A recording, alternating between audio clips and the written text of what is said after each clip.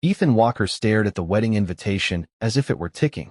White cardstock, gold lettering, thick enough to remind him, subtly, cruelly, how much money and certainty went into this kind of happiness.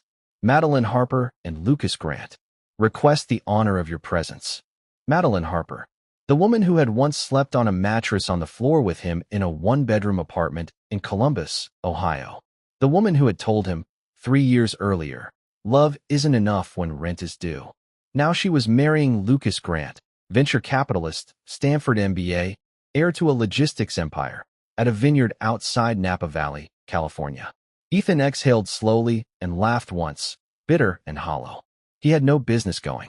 None. But the RSVP card was already marked yes. Because pride, like grief, does irrational things to people. Ethan wasn't supposed to attend alone. Madeline had made that clear in her carefully neutral text message. I hope you're doing well. I saw you RSVP'd. Looking forward to seeing you. There had been something else in that sentence. A curiosity. A quiet challenge. And Ethan, who had spent the last 3 years rebuilding himself from a barista job to a mid-level project manager at a construction firm, felt the old ache rise. So, in a moment of reckless humor during his lunch break in downtown Chicago, he joked to a coworker, "Worst case, I'll just find a fake date." The joke refused to stay a joke. Her name was Claire Whitmore.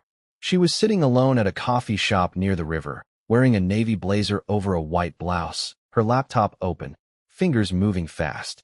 Confident, focused, expensive, but not loud about it. Ethan noticed her because she looked grounded. Not lonely, not desperate, just alone. He stood there longer than necessary, rehearsing a dozen lines he'd never say. Finally, he walked up and spoke the truth, just not all of it. "I know this is weird," he said, "but can I ask you something incredibly awkward?"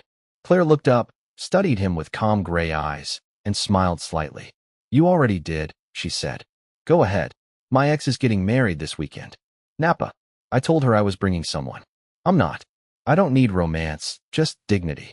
Claire blinked once, then laughed. "You're asking me to be your date to your ex's wedding?" "Yes." She closed her laptop. "Why me?" Ethan swallowed. "Because you look like someone who doesn't need to prove anything." That was the line that changed everything. Claire Whitmore was the CEO of a logistics tech company valued at $480 million. She hadn't dated in 2 years. Not because she couldn't, but because men either wanted access or reassurance. Rarely honesty. This man had offered neither charm nor ambition. Just vulnerability. "I'll do it," she said. Ethan froze. "You will." "On 3 conditions," Claire replied calmly. 1. No lying about who I am. 2. If I'm uncomfortable, we leave. 3. You owe me a real conversation on the plane. He nodded too fast. Deal.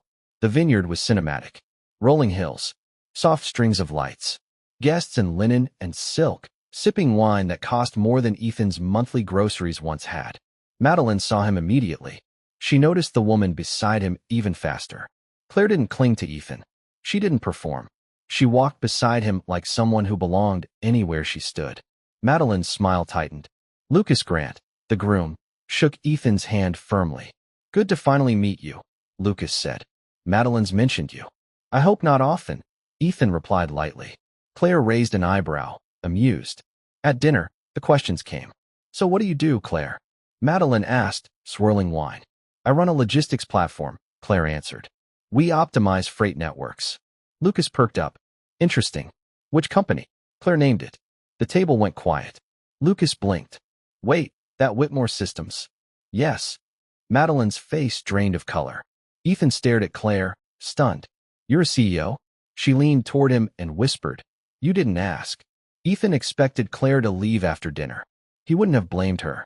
But when the officiant called everyone to stand, Claire remained seated for a moment, then stood. "You're staying?" Ethan whispered. She nodded. "I want to." Madeline walked down the aisle. She looked beautiful, happy, certain, and yet, her eyes flicked once, twice, toward Ethan, toward Claire.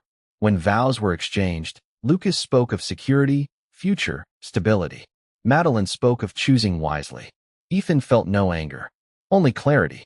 Later, as guests mingled under fading light, Madeline approached Claire alone. "I didn't know," she said quietly. Claire met her gaze. "You weren't supposed to." Madeline hesitated. He's different now. Claire smiled, not cruelly. So are you, she said. That's life. On the balcony overlooking the vineyard, Ethan finally spoke. You could have embarrassed her, he said. You didn't. Claire shrugged. She already lost something. So did you. No need to make it louder. He looked at her. Really looked. Why did you stay? Claire paused. Because you didn't come here to win, she said. You came here to close a chapter. On the flight back to Chicago, they talked for hours. Failures. Ambitions. Loneliness. No pretending. No roles. At baggage claim, Ethan stopped. I don't want this to end as a favor, he said. I want to take you to dinner. For real. Claire smiled. Good, she said. Because I don't do fake anything. Madeline sometimes wondered what would have happened if she'd believed in Ethan.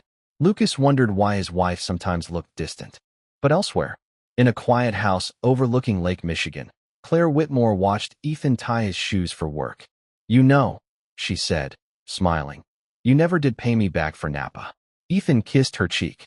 I think, he said, I paid by staying.